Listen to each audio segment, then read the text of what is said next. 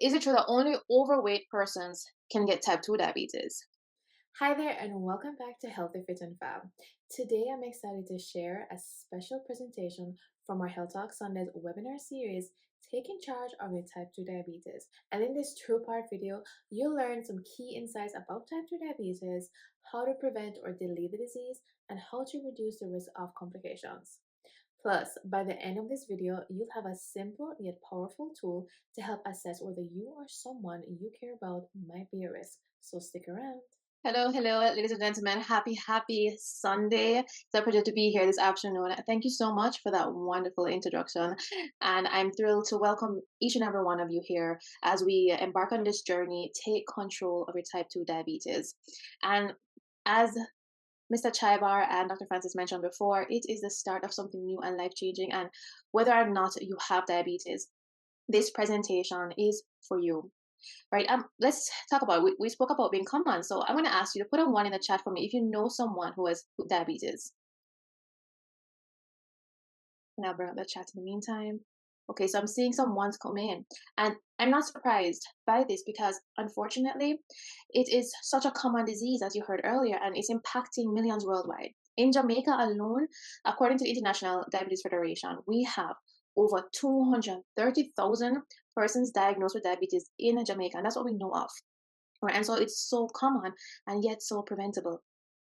Right? So write a two for me in the chat if you know someone who has had some type of complication from diabetes. Mr. Chybar and Dr. Francis mentioned some earlier.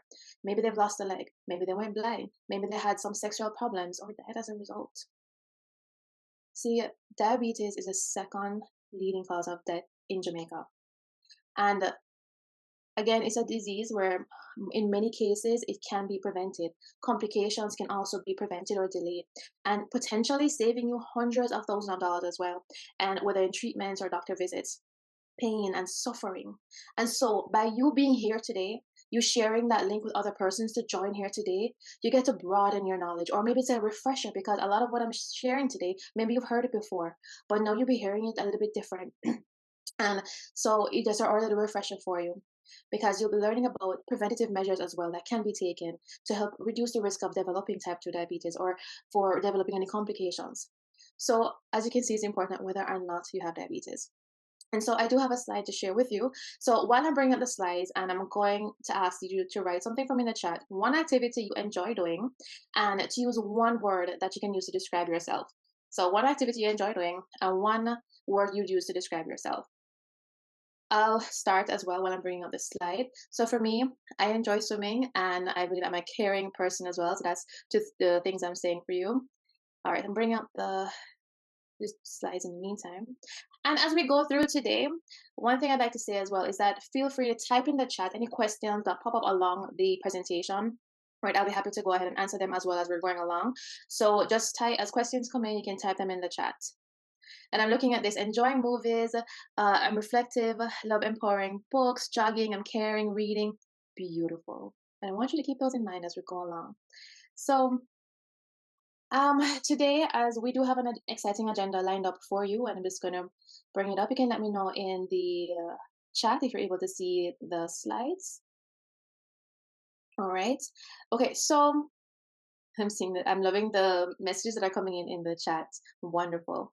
So for today, we have an exciting agenda for you lined up. Now, this is a webinar series, so it's just the first of many. And what we want to do is first get you to know a little bit more about diabetes. Knowledge is power. So today, you get a little overview of it. Here, tackling different aspects of it. Of course, we'll be focusing a bit more on type 2 diabetes. That's the one they can really prevent. So we'll be focusing on that. We'll touch a little bit on other types of diabetes, their causes, and how they differ. We'll also be discussing common myths and misconceptions about diabetes as well. After that, we'll discuss critical areas of how we can prevent diabetes. And then if you already have it, how can you prevent or delay complications from happening? Then as we go along, again, reminder that you can write some of the questions in the chat if you have any. We will also be telling you a little bit more about the future series of this diabetes webinar. Now, there's something that, as we get going, there's something that needs to be said, and it's not something that many people talk about. Now, if you happen to be on here and you were diagnosed with diabetes, I want to bring you back. Do you remember that day that you were first diagnosed? Like, how did it make you feel? You can just think about it. Don't type in the chat. Just more think about it. But when you got that diagnosis, how did it make you feel? See, receiving a diagnosis of anything or even diabetes, it can stir in a mix of emotions from fear, right? From fear to frustration to uncertainty, asking yourself, why me? And I want to be here today to remind you that you're not alone in these feelings, right? Many individuals have faced diabetes and have faced similar concerns, and they have learned how to cope with it. But more than that, they have learned to live, to thrive, to live full, happy life, right? And so diabetes doesn't have to define who you are or consume your entire life. Now, question. This time I'm going to ask you to type in the chat. Have you ever heard the term diabetic? It's not uncommon to be called diabetic, or maybe somebody, or maybe yourself may have said, I'm diabetic, or maybe someone else has called it diabetic. But what if we could flip the script, and instead of saying I'm diabetic, what if you said I have diabetes? Someone asked me why. Okay, I'm going to tell you why. So there's a big difference. Consider this. Does anyone here have children?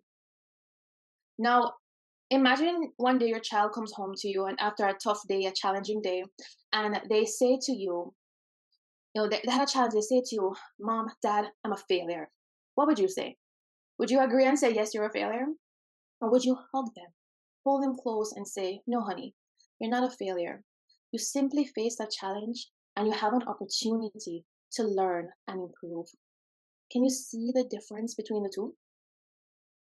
So what I'm trying to get across is that the words we choose or say to ourselves it matters. So similarly saying I have diabetes instead of I'm diabetic, it empowers you. It acknowledges that the challenge we're embracing, the challenge that yes, it's a challenge, right? But while you're embracing that challenge, it gives you the opportunity to manage, to learn, to live your best life. So you're not allowing it to define you. And it's not it's not about getting defensive if someone else calls you diabetic or anything.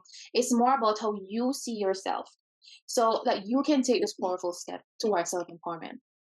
So that's just one of the things to help reframe and helping you take more charge.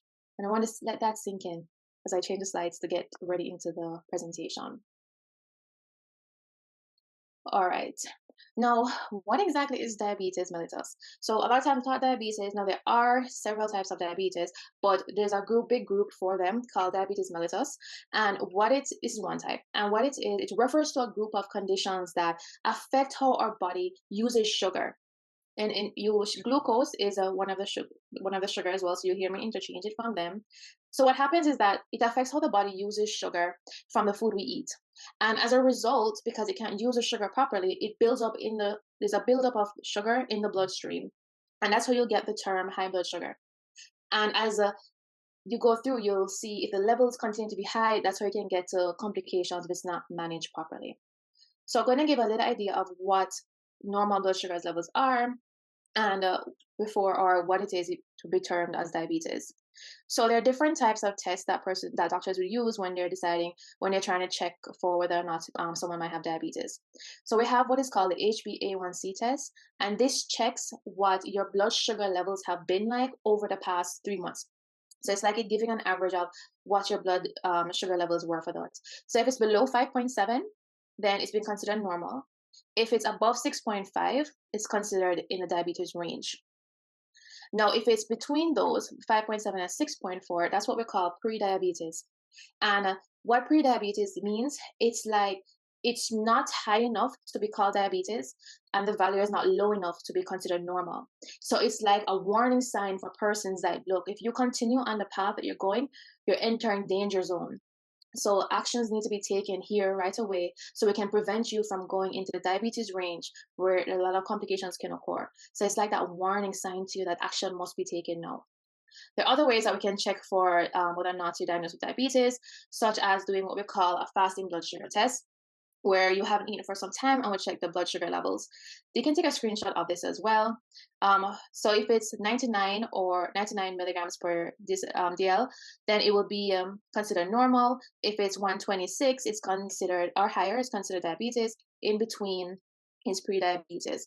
For those who use the other metrics, then I'll give you an idea of what it is. So if it is, where is it?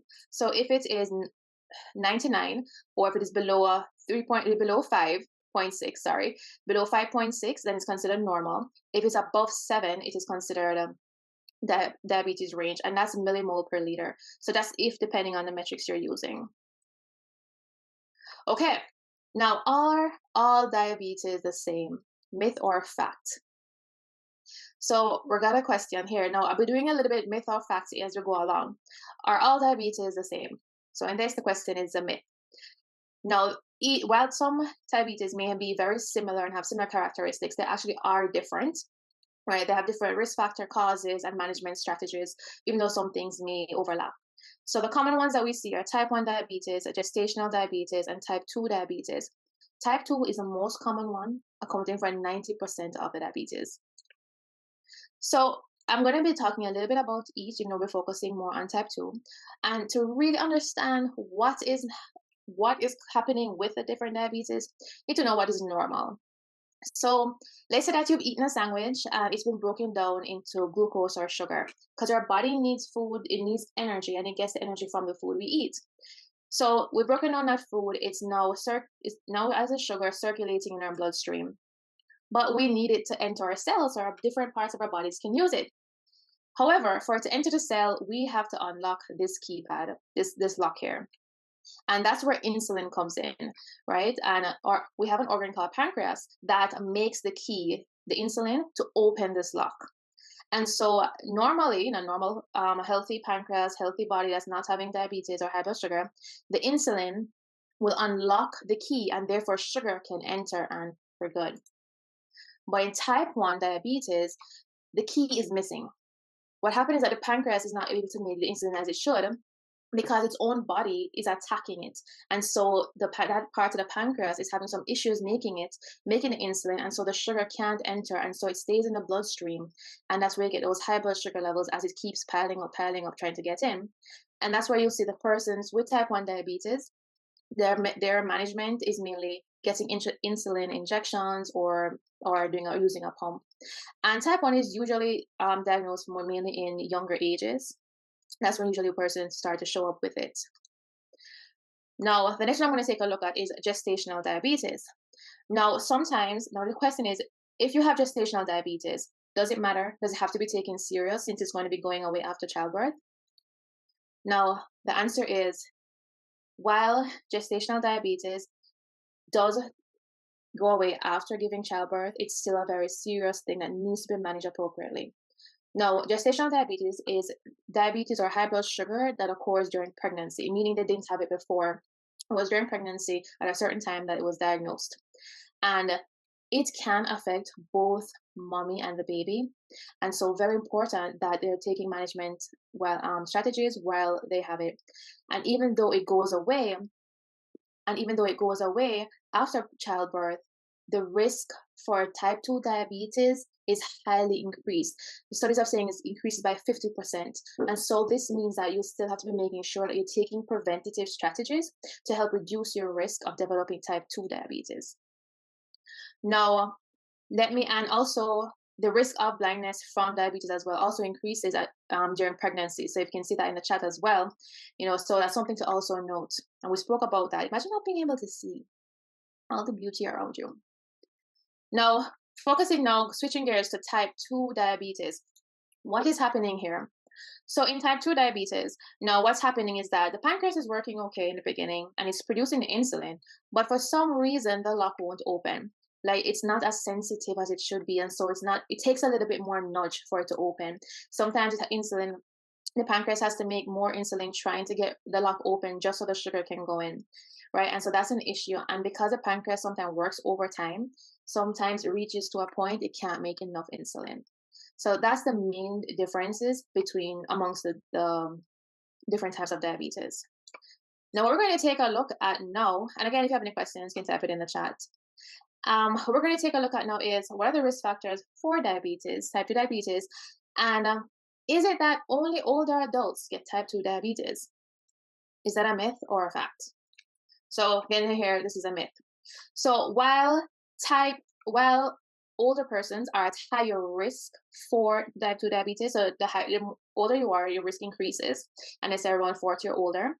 However, type 2 diabetes can occur at younger ages. We've actually seen persons from 3 years old developing type 2 diabetes. So it can happen to persons of all different ages. It can also occur in a family. There's a family history of diabetes that does increase your risk for type 2 diabetes as well. There are certain ethnic groups as well that are at higher risk for type 2 diabetes, like African, Asians, Latinos as well are at higher risk for type 2 diabetes. Now, those things, we can't change our family history, we can't change our age, we can't change our ethnicity either. But the thing about type 2 diabetes is that the risk factors that account for type 2 diabetes, majority of them are risk factors that can be changed, right? That we can take steps to reduce our risk factors. And that's a good thing. Now, there was a myth that I just passed over. Is it true that only overweight persons can get type 2 diabetes? No. While this is a common thought because majority of persons who are seen with type 2 diabetes, like 80% of them were found to have excess weight, whether they're overweight or obese. And that's why that misconception about. However, persons of different weight, body sizes can develop type 2 diabetes. And that's because there are other risk factors that that are in play. The ones I mentioned before, and also and also these as well. So engaging unhealthy eating practices, gestational diabetes, as I mentioned before, being physically inactive, meaning you're not as active or exercising as much as you could be. Smoking is a strong risk factor. Uncontrolled blood pressure and cholesterol levels are a risk factor. A history of pre-diabetes is a strong risk factor as well. And the good thing about this is that there is something that we can do about all of this. This is helping us to prevent ourselves from developing diabetes. Now, before I move into the preventative strategies, what are some symptoms that can occur if you have high blood sugar? Some of them you're probably familiar with. You can type in a few into the chat. What are some symptoms you know with diabetes? While you're typing in the chat. Now, sometimes persons may say that they can feel when the blood sugar is high. And the thing is that while sometimes you're able to tell that your sugar is high, in truth, there can sometimes be no symptoms at all. And that's unfortunate because sometimes by the time you start experiencing symptoms, it means your sugar has been high for some time. And so I'm seeing in the chat here, and yes, those answers are correct. So frequently going to the bathroom to urinate, feeling like you're thirsty a lot, right? You're feeling hungry more than usual because your body's not getting the energy it needs. You see also feeling tired as well. Unintentional weight loss, right? Frequent infections. I also saw somebody said yeast infection. Unusual dark patches, whether it's the neck or under the arm as well. You may have numbness and tingling in the fingers or feet as well. So these are some of the symptoms of type 2 diabetes. Now, moving on to some complications. And I've heard before where someone will say, I only have a touch of sugar. And that makes it feel like it's not serious. But let me tell you, diabetes is a serious condition if it's not managed appropriately. You can live a very healthy, happy life and a good quality of life once you're managing your diabetes and your blood sugar levels. But if you take it lightly and don't make the changes, here are some complications that can occur. Now, uncontrolled high blood sugar levels, especially for a long period of time, can affect the heart, causing heart diseases, poor circulation, leading to heart attacks, stroke. Imagine one day not being able to talk properly or to move, not being able to use the bathroom on your own, right? You heard Dr. Francis talk about it being blindness as number one cause of blindness in an adult working population. It can also cause foot infections. I apologize for the typo. It can also cause foot infections, which can spread. And if foot infection can spread, it can cause you to require surgery to get rid of the toe because infection is so bad and hard to treat if not caught early. It can also cause loss of the entire leg. And so it is very serious. Now, there also can be affected the nerves where you get that numbness and tingling as well. That's why you don't feel if you get a cut on the foot. Now, other nerves can be affected too, like to your sex organs as well. So you might realize that you're having a low sex drive. You're not able to perform properly in sexual wise. So it can affect different parts of the body and the kidneys. Let's talk about the kidneys right here. Now, our kidneys is what filter things from our body, right? Helping us get rid of waste, and stuff. But long-standing diabetes or uncontrolled high blood sugar levels can affect the kidneys, leaving our bodies at risk for building up of waste. And that's how persons can also lead to death if they don't get rid of that waste, what we call kidney failure. And now the treatment for that is dialysis, being hooked up to a machine as you see here. And let me tell you, this is not cheap. One session alone can be like 30,000 Jamaican dollars. And you, most times, if persons here would, in dialysis, it's like 2 to 3 times a week for the rest of your life. Now, that is a lot to go through mentally, physically, and financially. Now, as I said, I talk about these again, it doesn't have to come here. It doesn't have to be like this. There are things that can be done to take control of your diabetes and prevent developing the disease itself or prevent getting any complications, right? And so, one of the first things you want to know is we're going to get into the preventative things that can be done. And I'm going to pause here a little bit because one of the things to know is how are you at risk for diabetes? Do you know if you're at risk for diabetes? This is a link that CDC have. It's like a calculator. I put it in the chat. What it does, it asks you about 6 questions to help you determine if you're at high risk for diabetes or not. And then it gives you a few little suggestions of what can be done. So you can pause for a little 1 minute. But this would just, if you can also save it as well, share it with your friends, your family. It's a nice way to just get an idea of what your risk is. Because it's always important to know what is your risk factors like, so you can actually make sure that you're taking the preventative measures as well. So, as you pause, take a moment to reflect on what you've heard today and consider taking the test to help assess your own risk. Then be sure to check out the part 2 of this video where I'll dive into some actionable steps you can take to prevent or manage type 2 diabetes and its complications. So hit the subscribe button so that you'll be notified as soon as it's live. Thanks so much for watching, and if this video made you think of someone, a friend, a family member, or a colleague, someone who might benefit from learning more about diabetes, please share this video with them. Together, we can help spread awareness and empower others to take charge of their health. So see you soon, and be well and stay safe.